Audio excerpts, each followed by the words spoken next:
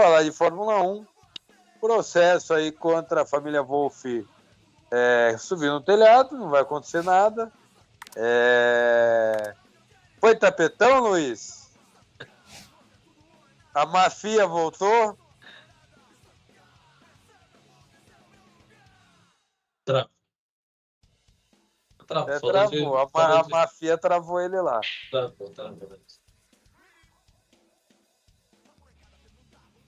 Vai, Luiz, voltou, vai. Repete a pergunta, por favor, que travou na hora que você fez. Que eu falei que subiu no telhado da investigação. Você acha que a máfia voltou? Bom, eu, sincera e honestamente, vejo que foi uma novela com holofotes, muitos holofotes, e uma coisa completamente desnecessária, né? Acho que não é querendo fazer alguma crítica ou coisa do tipo, mas já tiveram casos bem piores que esse, e a FIA fez vista grossa, né? E em relação a Suzy Wolff, caiu tudo no colo dela. Então, subiu no telhado mesmo, acabou em pizza. Não tem outra coisa que definir, eu só posso dizer que foi uma situação, tudo foi extremamente desnecessário. Jeff?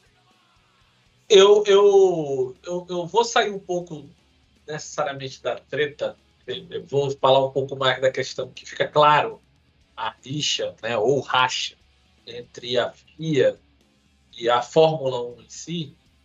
E quem tomou de rebote nessa história é a Andretti.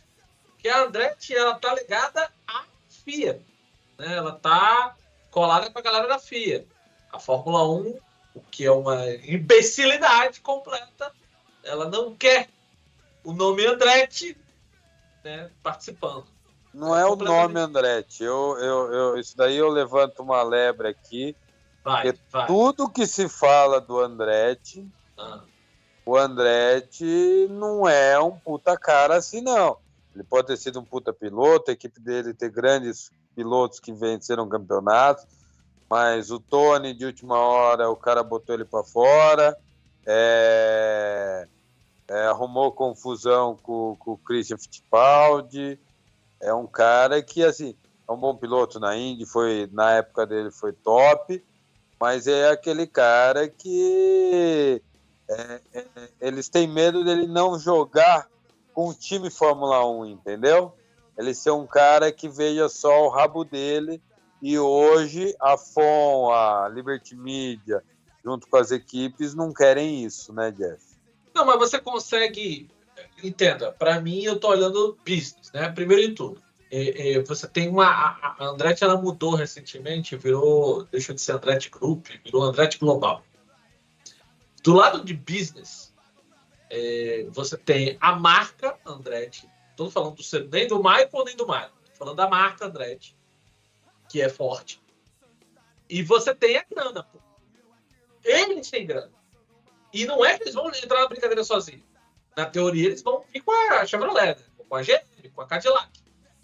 Então, assim, você virar as costas para isso, para mim, em nome de eu não sei como é que vai ser e tal, isso é politicagem. Então, assim, eu não vejo isso como positivo. Mas é politicagem desde a época do Fangio. Não, lógico, eu não vejo como benéfico para a Fórmula 1 em si. E aí, para fechar o comentário, né? A Andretti, que nessa daí, quando você coloca em exposição a treta da FIA com a Fórmula 1, a Andretti, ela pega e fala: tomei, porque se os caras já não estão se dando bem antes, a própria entrada da Andretti já era um assunto polêmico, depois dessa ficou... Vai lembrar que teve assinatura de todas as equipes da Fórmula 1 para isso não prosseguir. Isso daí que não pegou legal, né? Porque ficou claro, ficou muito específico, assim.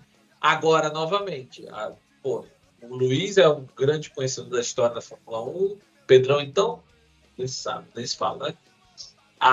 Essa politicagem interna, ela só tá fazendo mal, cara. É um veneno que tá rolando ali por dentro. Já aconteceu no passado, não foi para uma categoria. Aconteceu na Indy, a gente sabe o que aconteceu com a Indy.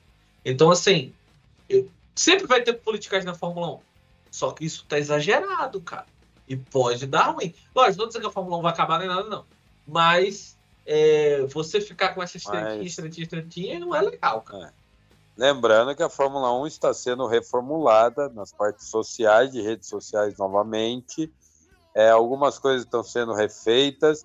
Inclusive, como a gente falou semana passada, o próprio filme da Amazon vai ser refeito. Vai literalmente jogado fora.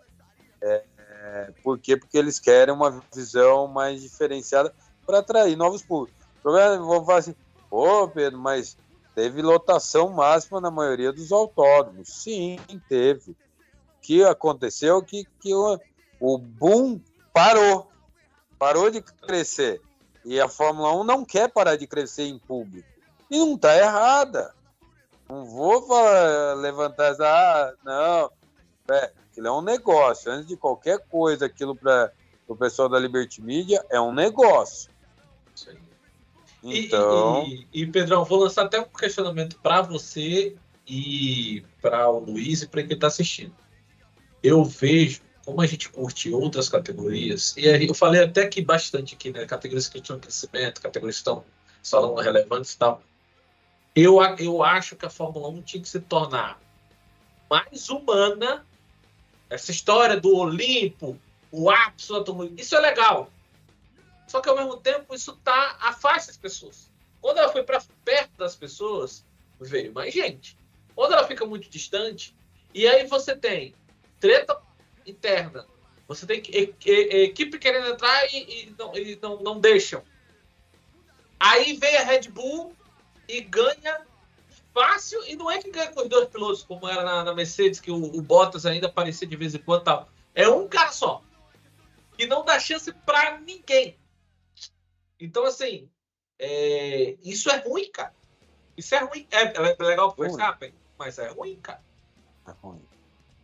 E mudando um pouco de pato para ganso, vamos falar aí de GP do Qatar, que adiantaram ele, aliás, vai ser um mês depois do que foi esse ano, isso visando temperaturas mais baixas, porque a própria FIA alegou que teve sorte, né, por nenhum piloto ter um problema mais grave ou ter um acidente. Lembrando que Lance Stroll chegou a desmaiar pilotando algumas vezes, de perder a consciência. Isso é uma coisa muito perigosa numa máquina que a gente anda aí a 500 por hora. Aí você tem o próprio Sainz vomitando dentro do capacete, que passou muito mal.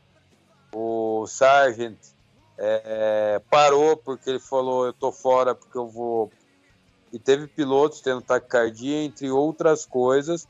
Então, no meu ver, foi uma coisa muito assertiva mudar essa data. Lembra, Pedro, mas não estava tão quente, estava só 30 graus. 30 graus com 90 de umidade. Isso para um piloto é muito úmido e isso acaba fazendo mal, né, Luiz? É difícil a gente imaginar isso para nossa realidade, né? Porque a gente está habituado ao calor, né? Nós não somos atletas, mas... mesmo assim passo mal. Exatamente. Agora imagine isso numa situação de deserto, à noite, somada a essa alta umidade e eles tendo todo esse esforço físico. Então, entra-se numa questão extremamente delicada, uma seara extremamente perigosa, e eu sou do tipo, né? Eu sou da opinião que as provas no Oriente Médio, aí eu não estou falando apenas do Catar, né? Mas também Bahrein, Arábia Saudita, Emirados Árabes, elas deveriam acontecer obrigatoriamente nunca nunca em 2 épocas diferentes no ano, mas sim, por exemplo, ou todas ficarem concentradas em março ou em dezembro. Por que eu falo isso? Mês que vem, né, já vai ter o Rally Dakar, e essa época de janeiro, lá na Arábia Saudita, é uma época de muito frio, é uma época de temperaturas... Peraí. Muito frio também não, né, Luiz? É uma época que deve fazer ali seus 25, 26 graus, que para eles deve ser uma geada, né? Não.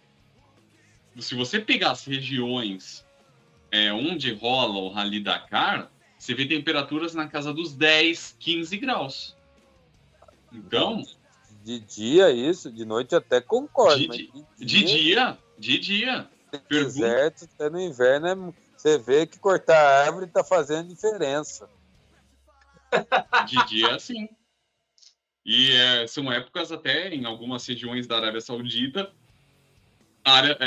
épocas chuvosas. Vide a enchente que tivemos na edição passada do Rally Dakar. Então, para mim, eu colocava todas essas provas ali no mês de março, obrigatoriamente. Eu lembro que teve até alguns especiais do Dakar que foram canceladas, né? Por causa de chuva, né? Eu lembro disso. Depois de 30 anos choveu no deserto lá. É só vocês pegarem, não precisa ir muito longe.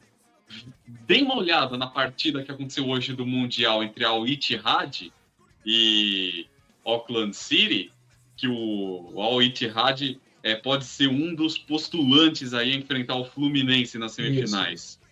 Tava chovendo. Uma chuva até relativamente forte. Nossa, ótimo isso. Igual o cara que morreu domingo, né? Tá dando a chuva com raio, tudo, fizeram o jogo, caiu o raio em cima do jogador. É perigoso, sabe? É meio perigoso, chuva. É perigoso. No carro nem tanto, porque o carro, o pneu ajuda a gente a ter toda essa segurança de não passar o raio para dentro do carro. Mas... E estrutura de metal também. Então, Jeff? Não, cara, o Luiz, ele, como sempre, maravilhoso, né? Só que colocar só um temperinho nessa conversa, que é a questão da quantidade de provas. Pra gente, é maravilhoso. Quanto mais corrida, melhor. Só que eu tenho acompanhado muito, até para trazer aqui pra gente, né? Muito material externo. E aí eu vi que o Christian Horner foi em podcast. Eu vi que até mecânicos da Red Bull foram em podcasts gringos. Os caras conseguem ter essas entradas, né, com pessoas da Fórmula 1, e todas elas são unânimes. Do ponto de vista humano, principalmente para a galera que trabalha duro na Fórmula 1, mecânico, engenheiro, os caras estão no limite. Não concordo com eles, é balela. Balela. Sabe por quê? Porque quando não tinha isso, não tinha essa quantidade de corridas, tinha os treinos privados, e era liberado. Esses caras treinavam de segunda a segunda. Por que agora que diminuiu isso? O cara só pode treinar nos dias específicos. E aí, na corrida sexta e sábado, diminuiu muito esse gap de desenvolvimento. Vem falar para mim, o que pode acontecer, que é uma briga que eu já levanto essa bandeira faz tempo, é a logística. É um absurdo ter que vir para os Estados Unidos, voltar para a Europa, aí vai para o meio do deserto, aí vai para a Hungria, aí vai para o negócio de novo, aí vai para os Estados Unidos, aí volta para o Brasil, daí vai... Pô, gente, tem que ter uma lógica nesse calendário. Essa lógica, porque se é uma categoria que vira e mexe, está levantando a bandeira, que tem que ser a poluição tem que diminuir, isso, aquilo. Se botar só o que está sendo feito de viagem de avião errado, está poluindo um monte.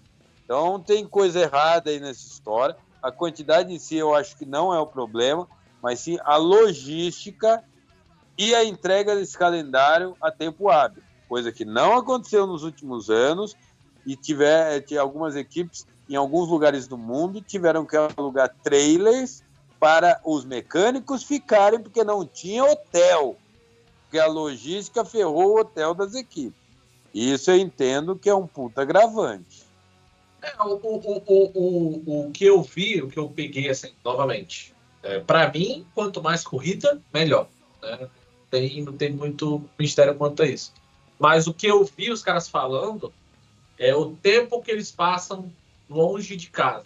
Então, o cara estava acostumado, enfim, eu não lembro dos números exatos, mas o cara estava acostumado a ficar X dias longe de casa, e aí, obviamente, ele estrutura toda a vida dele em cima disso. E aí, sei lá, quem tem esposa, filhos, ficou ali gravado que um período ele ia ficar longe de casa. Esse período dobrou, triplicou. Então, o número de dias que o cara tá na Inglaterra ou na Alemanha, a maioria é Inglaterra, né? A maioria é inglês, diminuiu consideravelmente do cara em casa. E aí a maior coisa deles é isso. E você foi certeiro. Uma outra coisa que eles falaram não é necessariamente o número de corridas, mas o deslocamento. Porque, novamente, os mecânicos não voam que nem Hamilton voa, que nem Sainz voa, que nem Leclerc voa, que nem o Verstappen voa. Os caras voam, voo comercial e vai. De comercial normal e se marcar vai de econômica ainda. Exatamente. Então, assim, esses dois pontos. Dias fora de casa, dias sem ver a família mesmo, e essa loucura que você acabou de falar, né? Um dia, o cara em um dia tá num continente, no outro dia o cara tá em outro continente, e aí, em vez dele ficar naquele continente, sendo que tem outra corrida naquele continente, o cara vai para outro continente para voltar para aquele depois. É isso aí. Então, essa logística tem que ser trabalhada.